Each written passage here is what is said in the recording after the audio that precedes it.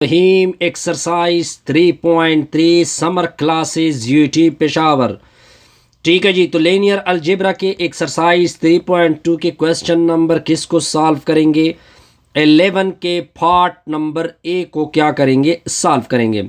Solution देखते जाइए, एक मरतबा क्वेश्चन को लिख दे। सर हमने क्वेश्चन लिख दिया 2 3 t-3, इसका डिटर्मिनेंट होगा इक्वल टू में 0।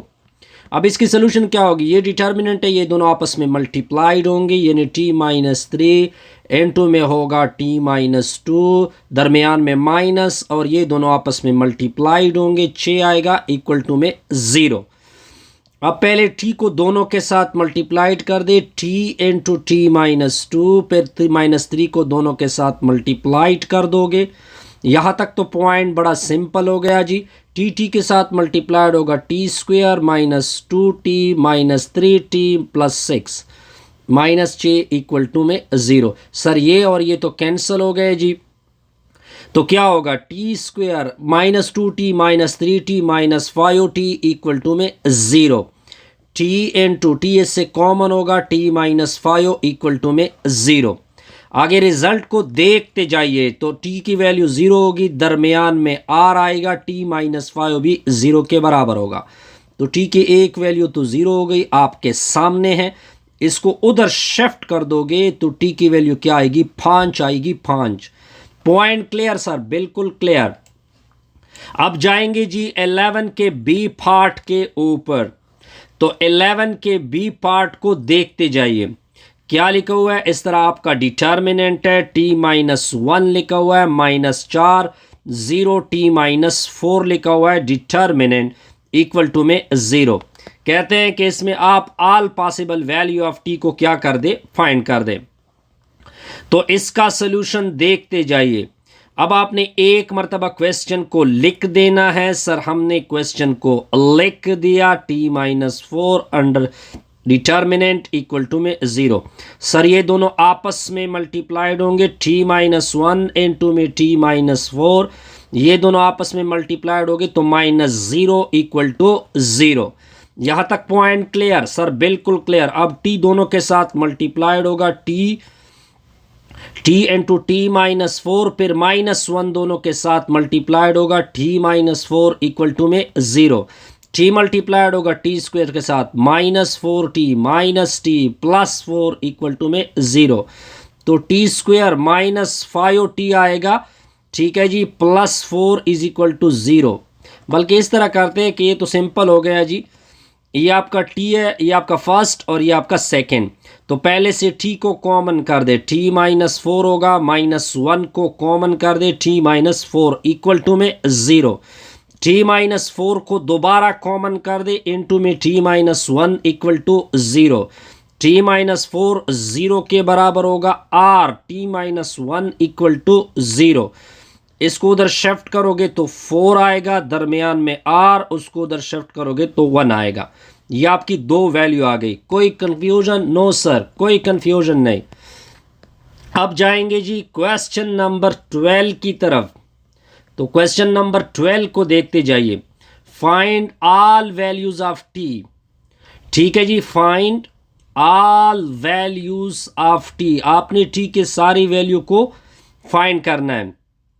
क्या कहते हैं? फॉर किसके लिए? For which.